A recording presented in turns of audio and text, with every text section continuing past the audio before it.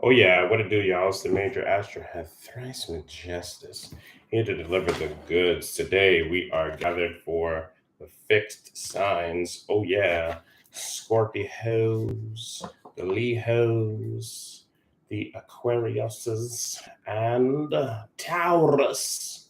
We out here ready to deliver the goods and see what kind of vibes y'all are carrying for the month of July. This is a general reading. So, if you want a more personalized reading, the contact information is listed below, and we can get it on and pop in that way to figure out what it is that you have going on a more individual level, on a more personal level. You know what I mean? Jelly bean. So let's see what's good with the fixed signs. Fixed sign Tatua. We are out here trying to see what our good friends, the tarot, have in store for y'all. So let's see. Bada bing, bada boom. We're going to give it one more, and then we're going to start to see what our friends in the tarot have for thee. Oh, yeah. Fixed signs. So, if you have clearly the sun, moon, rising, the big three, Venus, Mars, North Node, South Node, or just a lot of aspects that are touching planets in these signs. Scorpio, Taurus, Aquarius, Leo. This is for you. All right, so we're gonna begin in 3, 2, 1. All right, fixed signs. Let's see what you got here. We're gonna start off with these three, and then we're gonna move on to see what else happens. Okay, interesting. So starting up fixed signs, we have the Six of Wands. The Six of Wands. And so with the Six of Wands, this is Jupiter and Leo energy. This is expanding your flexing. Like if you're not flexible, this camera a little bit. If you're not flexing, if you're not showing the things, showing the stuff, showing off your ability to do the damn thing, you need to turn that around and start. Now, a lot of us may have experienced times, maybe not Leo, but times where people have told us to calm down. We're to this, we're to that. Don't stunt, don't flex. Our good friend Source via the tarot has instructed me to tell us, I'm Scorpio too, that it's our time to shine. It's our time to shine. The world is our stage, and it's time to make that happen. We've also got the Eight of Cups here. The Eight of Cups. And at the time of this recording, this is very telling because the Eight of Cups is Saturn in Pisces. Saturn currently is in Pisces, retrograde. This is taking a different pathway of something that used to fulfill you, used to fill your cup, no longer does it for you, right? And it's time to move along. And this might be difficult for us fixed signs because fixed is the foundation. Fixed is the solidarity, the things that things are built upon, foundation. And it's really difficult for people with this strong, somewhat stubborn kind of energy to just let things go. And this can be letting things go in terms of like people, places, and things, but also like concepts and mindsets. You know what I'm saying? And the Eight of Cups is here to let you know that not only is it okay, it is prescribed for you, us, to let these things that no longer served us, to let them go and start down a new, more healthy path. Saturn in Pisces. Saturn is a limit. Pisces is the spirit world where the limit does not technically exist. So that may sound like a contradicting energy, but it's really more so taking into consideration that if you want to learn limitlessness, Pisces, you have to learn limits, Saturn. And that's why the Eight of Cups has arrived here. But it's more of an investment on our part, I guess. And the last is the Four of Pentacles. the Four of Pentacles. Now, the Four of Pentacles is interesting because this is a Capricorn card. This is Sun in Capricorn. This is the energy of investment. Again, another Saturnian-like card. Saturn rules Capricorn and Aquarius. So for Aquarius, you know what I'm saying, Saturn is here with your Broham Capricorn. The Four of Pentacles is talking about cultivating energy. And with Pentacles, we're dealing with the energy of the material world. People, places, and things that have to deal with our physical wealth and or physical health. And the Four of Pentacles, some say that it's like a hoarding card. I mean, you can see the person on this card, she's got like the purse and she's like, no, don't touch my shit. Don't touch, you know, but it could also be, you know, looking in the mirror. Why are you spending when you don't have? Why are you now? If you spend, and if you're like me, where you spend and you know the money like comes back to you, sure, that's great. This is more of building upon that, building upon however it is that you generate energy, you generate income, you generate resources for yourself. Build upon that, cultivate. The sun brings acknowledgement, it brings understanding, and it brings emission of energy. It also brings nourishment in its own way, vitamin D and, you know, things that plants eat, photosynthesis, etc. And Capricorn is the investment energy. So this can be an indication to step your game up with investments, and it doesn't necessarily have to be limited to investment of stocks and bonds, although it might be. You know, we're trying to get paid out here, but it also could be investment in things for your health, because Pentacles is also physical health as well, which in the long run would save you money, would save you resources, etc. So it all kind of comes back together. You understand?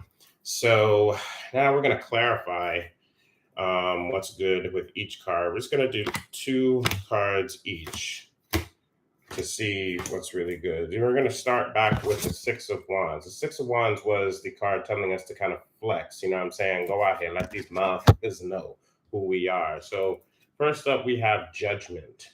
We have the Judgment card. And so Judgment is the Pluto card. It's talking about the death, rebirth. I don't know why they're doing that right now. Of course they are. Things like this only happen when truth is spoken. It's okay. The Judgment card talks about uplifting us. It's an alchemical process. It's taking things from its base form to its highest form. And so it looks like the Six of Wands is telling you to take whatever it is that you have that you do, and hone this craft, hone this ability to show the world what you can do, and this can help bring you to new heights, to new levels, to your highest form. You ever seen Dragon Ball where it's like, this fool, it's not even my final form? It's like that. Now, in order for that to happen, there may need to be some things that are cut out, cut down, however you want to call it. And that makes sense with our other cards. Eight of Cups, this is a Saturn card. Four of Pentacles, this is a Capricorn card, but Capricorn's ruled by Saturn, and that deals with limits. So there you go. The other card that is clarifying the Six of Wands is the Ace of Pentacles.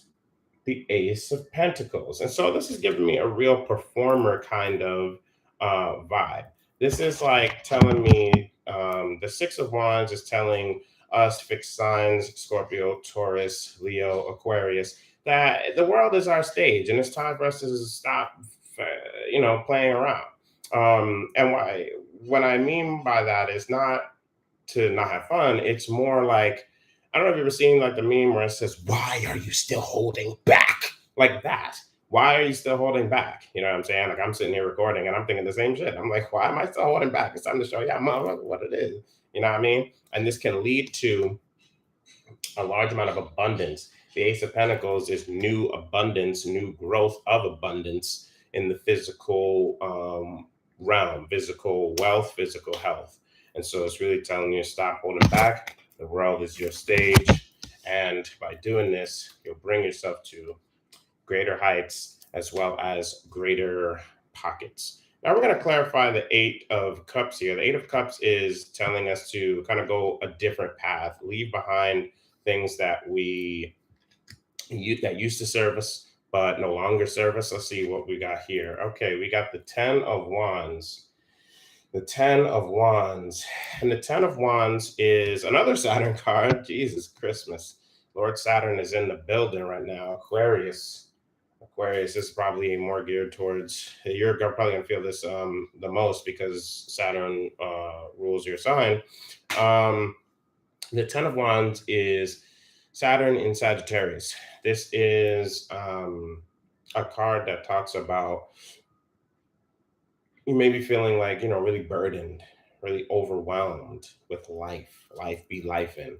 And it's time to rid yourself of these burdens. You may have felt an obligation previously. You have to dedicate yourself to this, and it may not be fucking fun, but you have to do this. Maybe this served you somehow. Maybe you're taking care of a relative or something. Maybe you're taking care of something that you felt an obligation to, and perhaps they didn't. It wasn't an equivalent exchange. Um, but you probably were kind of brought up on the mindset of I've got to do this because let me get rid of that. I've got to do this because this is what my duty is. My duty as a son, a daughter, a child, a this, a that, a family member, a member of this. Yeah, Ten of Wands is saying it's time to change that mindset. Sagittarius energy, part of the Ten of Wands, is our philosophy. It's also explorer energy. So Saturn and Sagittarius, people who have Saturn and Sagittarius natally may have been brought up in like a rigid religious like system, and they've kind of gone out of their way to kind of form this idiosyncratic philosophy on their own. The Ten of Wands is here saying that, look, listen, being all devout and pious to whatever it is that you were doing before may have served you in the past, fixed signs, but now it's time to leave that mindset, that philosophy behind and create your own. Let's see what else we got going on here. Oh dear. We have everybody's favorite, yours and mine, the Tower. Oh yeah. And so the Tower it's appropriate. The time of recording this is a Tuesday, Tuesday, June 27th, 2023, even though we're doing this for July. The Tower, I used to be like really afraid of the Tower, but the Tower is just enlightenment. And the Tower, it's said to bring calamities and damage and pain and all that, but it's only really painful if you're not really willing to open your mind about things. If you're not willing to open your mind about these changes, which for us fixed signs is kind of difficult, you know what I'm saying? Because we're fixed. It's there. It's not stuck, but it's not really movable. You know what I'm saying? So this is the energy that the Tower is here to kind of shock into your system, into our system, and let us know there are things that we need to leave behind in the past.